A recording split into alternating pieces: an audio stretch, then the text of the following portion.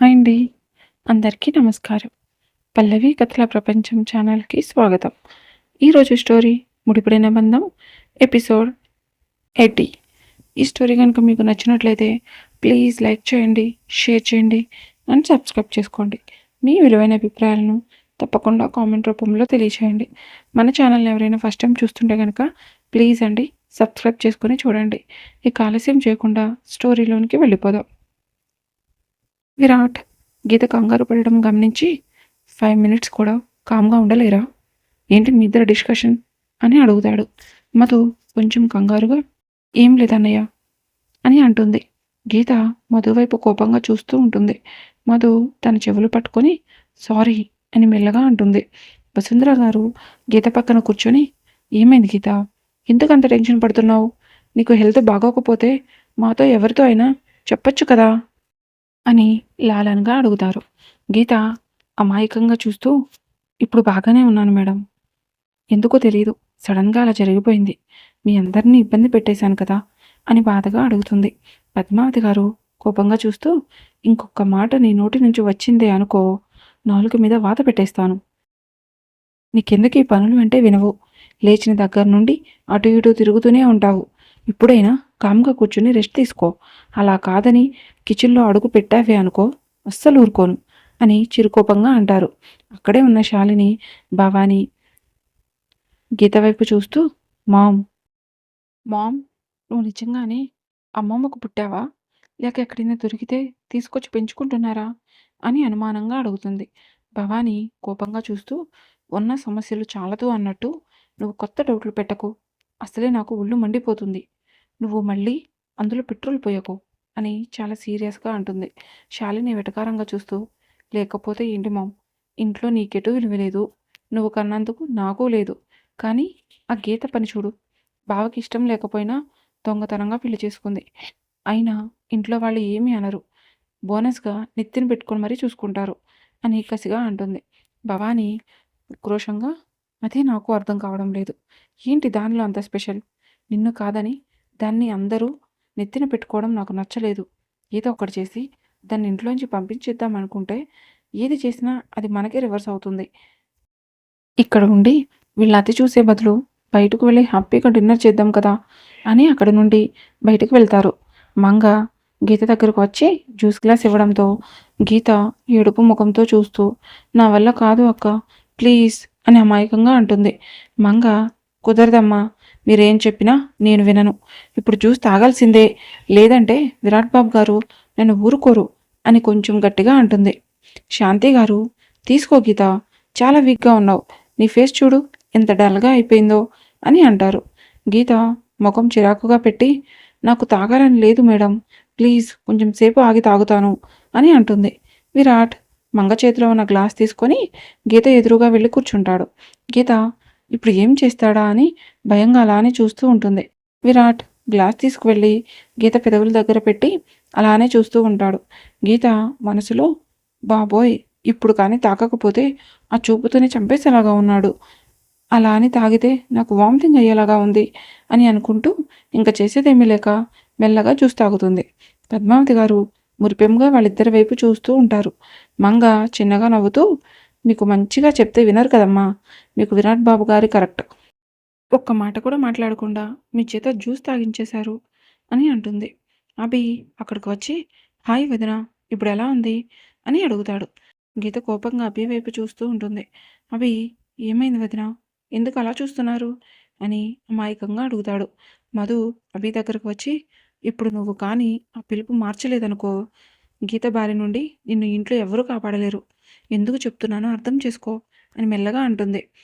పేరు పెట్టి పిలవాలి అంటే నాకు చాలా కష్టంగా ఉంటుంది, పైగా నాకు సీనియర్ కూడా, మొన్నటి వరకు అంటే విరాట్ అన్నయ్య ఊరుకోడు ఏమో అని ఇబ్బంది పడ్డాను, కానీ ఇప్పుడు అన్నయ్య ఏమీ అనడం లేదు కదా, అందుకే వదిన అని మాత్రమే పిలుస్తాను అని నవ్వుతూ అంటాడు. మధు నీ కర్మ, నీ ఇష్టం వచ్చినట్టు చావు అని అక్కడ నుండి వెళ్తుంది. అభి గీత దగ్గరకు వెళ్ళి ఇంతకీ నేను అడిగిన క్వశ్చన్కి మీరు ఇంకా ఆన్సర్ చేయలేదు వదిన అని అల్కగా అంటాడు. ఆదిత్య అరే అభి, నాకెందుకో నువ్వు తన్నులు తింటావేమో అనిపిస్తుందిరా అని మెల్లగా అంటాడు. అభి విచిత్రంగా చూస్తూ నన్నెవరు కొడతారన్నయ్య, అది కూడా విరాట్ అన్నయ్య ఎదురుగా ఉండగా, ఛాన్సే లేదు, అని చాలా కాన్ఫిడెంట్గా అంటాడు. ఆదిత్య చిన్నగా నవ్వుతూ, ఏమో విరాట్ అన్నయ్య కూడా ఏమీ అనలేక మౌనంగా ఉండాల్సి వస్తుందేమో, ఎవరికి తెలుసు, నువ్వు జాగ్రత్తగా ఉంటే మంచిది అని అంటాడు. అభి విచిత్రంగా చూస్తూ, మీకేమైనా పిచ్చి పట్టిందా, పిచ్చి పిచ్చిగా మాట్లాడుతున్నారేంటి అంటాడు. శాంతి గారు అక్కడికి వచ్చి అభిని బలవంతంగా అక్కడ నుండి తీసుకువెళ్తారు. విరాట్ చిన్నగా నవ్వుకొని, ఈ రాక్షసికి ఇంట్లో వాళ్ళందరూ భయపడుతున్నారు, ఇది ఓ పెద్ద రౌడీ బేబీ అయిపోయింది అని చిన్నగా అనుకుంటూ ఉంటాడు. ఆ నైట్ అందరూ డిన్నర్ కంప్లీట్ చేసుకొని ఎవరి రూమ్కి వాళ్ళు వెళ్తూ ఉంటారు. విరాట్ మధుని పిలిచి, ఈరోజు గీత రూమ్లో పడుకో అని చెప్పి అక్కడ నుండి తన రూమ్కి వెళ్తాడు. మధు గీత దగ్గరకు వెళ్ళి కొంచెం సేపు ఇద్దరూ మాట్లాడుకొని ప్రశాంతంగా నిద్రపోతారు. అలా ఆ రాత్రి గడిచి తెల్లవారడంతో గీత పొద్దున్నే లేచి తన పని అంతా కంప్లీట్ చేసుకొని కాలేజీకి స్టార్ట్ అవుతుంది. విరాట్ కూడా టిఫిన్ కంప్లీట్ చేసి తన కార్ తీసుకొని ఇంటి నుండి స్టార్ట్ అవుతాడు. గీత కాలేజీకి వెళ్ళేసరికి సంధ్య, లావణ్య గీత కోసం ఎదురు చూస్తూ ఉంటారు. గీత వెళ్ళేసరికి లావణ్య గీతని గట్టిగా హక్ చేసుకొని, థ్యాంక్ యూ అక్క, థ్యాంక్ యూ సో మచ్, నువ్వు చెప్పినట్టుగానే శరత్ సార్ మన కాలేజీ నుండి వెళ్ళిపోయారు, ఈరోజు ఎవరో కొత్త ప్రొఫెసర్ వస్తున్నారంట అని ఆనందంగా అంటుంది. సంధ్య గీత వైపు అలానే చూస్తూ ఉండడంతో గీత అనుమానంగా, ఏమైంది అని అడుగుతుంది. సంధ్య ఏమీ లేదు అని తల అడ్డంగా ఊపి, విరాట్ సార్ ఏమైనా అన్నారా అని మెల్లగా అడుగుతుంది. గీత నన్నేమీ అనలేదు అని సమాధానం ఇచ్చేసరికి సంధ్య ఊపిరి పీల్చుకొని, అమ్మయ్య, గీతని అయితే ఏమీ అడగలేదు, ఒకవేళ ఆ విషయం గురించి గీతతో డిస్కస్ చేసి ఉంటే గీత ఖచ్చితంగా తెలిసిపోయేది, విరాట్ సార్కి నేనే చెప్పేశాను అని అని భయంగా అనుకుంటుంది. మధు కూడా రావడంతో ముగ్గురు క్లాస్లోనికి వెళ్ళి కూర్చొని మాట్లాడుకుంటూ ఉంటారు. ప్రియా గీత దగ్గరకు వచ్చి గీతను గట్టిగా హక్ చేసుకొని, thank you Geeta, thank you so much, నువ్వే కానీ లేకపోయి ఉంటే ఈరోజు నేను ఇలా ప్రాణాలతో ఉండేదాన్ని కాదు అని ఎమోషనల్గా అంటుంది. ప్రియా గీత వైపు సూటిగా చూస్తూ, నాకిప్పుడు చాలా నాకిప్పుడు చాలా హ్యాపీగా ఉంది, శరత్ పీడ నాతో పాటు ఈ కాలేజీ మొత్తానికి పోయింది అని ఆనందంగా అంటుంది. ప్రిన్సిపల్ కొత్త లెక్చరర్ వస్తున్నారు అని చెప్పడంతో స్టూడెంట్స్ అందరూ ఆ వచ్చే పర్సన్ ఎవరా అని ఆత్రంగా ఎదురు చూస్తూ ఉంటారు. ప్రిన్సిపల్ కూడా ఎవరు వస్తారో అని అలానే చూస్తూ ఉంటాడు.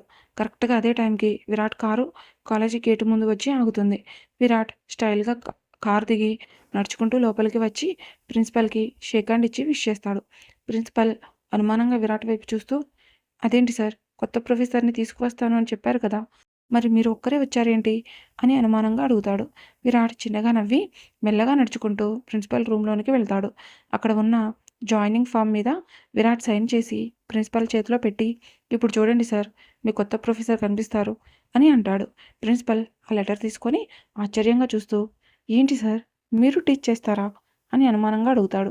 విరాట్ చిన్నగా మాట్లాడుతూ, నేను చేయకూడదా సార్ అని మెల్లగా అడిగేసరికి ప్రిన్సిపల్ కొంచెం కంగారుగా, నా ఉద్దేశం అది కాదు సార్, మీరు ఒక పక్క మీ కంపెనీ అన్నీ హ్యాండిల్ చేస్తూ ఉండాలి, మళ్ళీ కాలేజీలో టీచింగ్ అంటే కష్టమవుతుంది కదా, అయినా మనం కొంచెం గట్టిగా ట్రై చేస్తే ఎవరో ఒక దొరుకుతారు, దానికోసం మీరు ఇక్కడ ఇబ్బంది పడడం ఎందుకు సార్ అని అనేసరికి విరాట్, ఇప్పుడు నా అవసరం ఆ కంపెనీ కన్నా ఈ కాలేజీకే ఎక్కువ ఉంది, అందుకే ఏ నిర్ణయం తీసుకున్నాను, ఇప్పుడు నేను ఏమాత్రం నెగ్లెక్ట్ చేసిన స్టూడెంట్స్ లైఫ్ రిస్క్లో పడుతుంది, అందుకోసం ఈ ఇయర్ నేను ఆఫ్టర్నూన్ వరకు కాలేజీలోనే ఉంటాను, ఆ తర్వాత నా ఆఫీస్ వర్క్ చూసుకుంటాను, కాలేజీలో చిన్న ఇష్యూ వచ్చినా వెంటనే నాకు తెలియాలి, ఏ ఒక్క స్టూడెంట్ కూడా ఇబ్బంది పడడానికి వీలు లేదు అని చెప్పి ఒకసారి టైం టేబుల్ ఎక్స్ప్లెయిన్ చేస్తారా, ఇప్పుడు నేను ఏ క్లాస్కి వెళ్ళాలి అని అడుగుతాడు.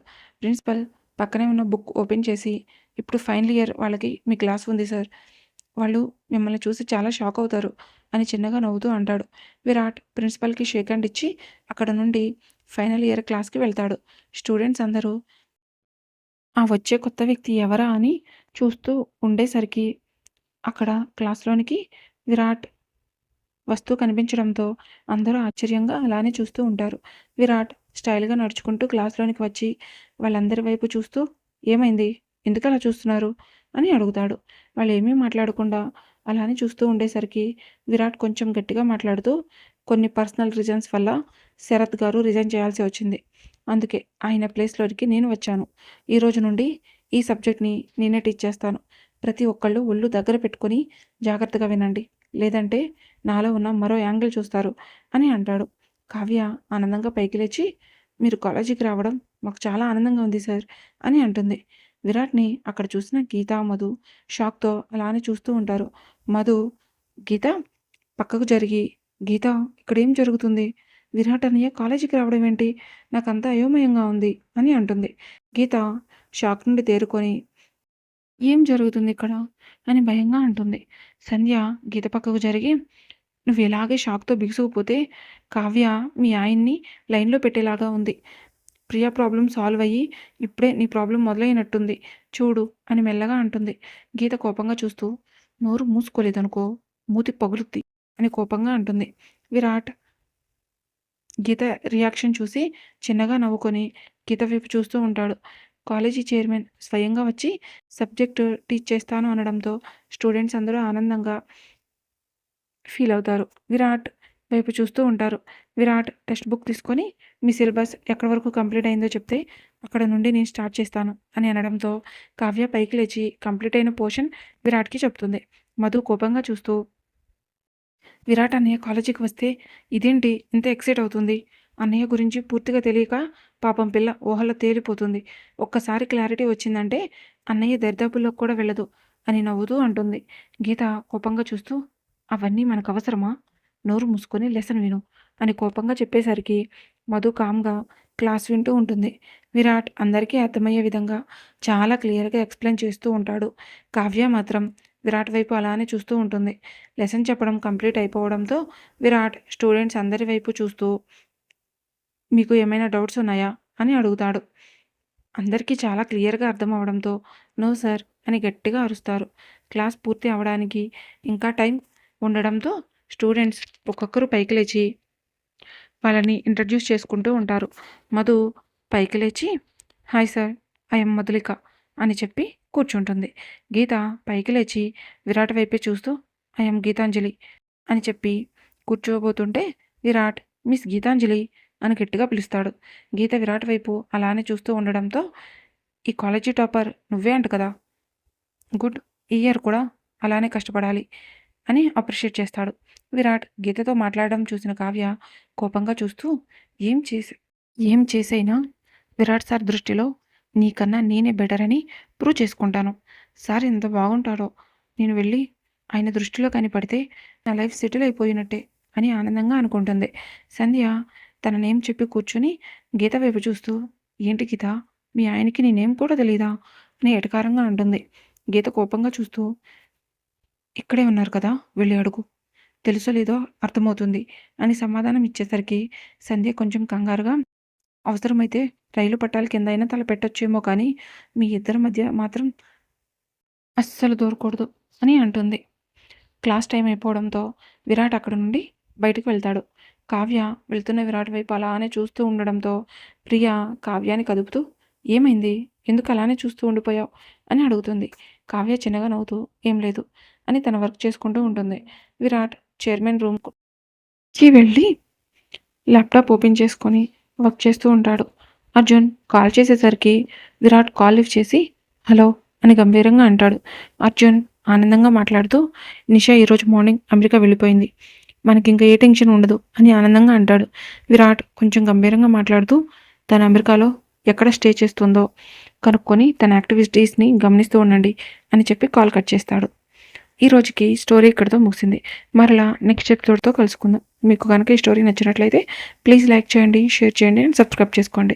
మీ విలువైన అభిప్రాయాలను తప్పకుండా కామెంట్ రూపంలో తెలియజేయండి. నాకు స్టోరీ రాయడానికి టైం సరిపోవడం లేదండి, అందుకే కొంచెం చిన్నగా ఇవ్వాల్సి వస్తుంది. ప్లీజ్ దయచేసి అర్థం చేసుకోండి. ఒక 1 వీక్ అడ్జస్ట్ చేసుకుంటే ఆ తర్వాత నుంచి నీకు మంచిగా స్టోరీని అయితే ఇవ్వగలుగుతాను. థ్యాంక్ యూ అండి, థ్యాంక్ యూ సో మచ్.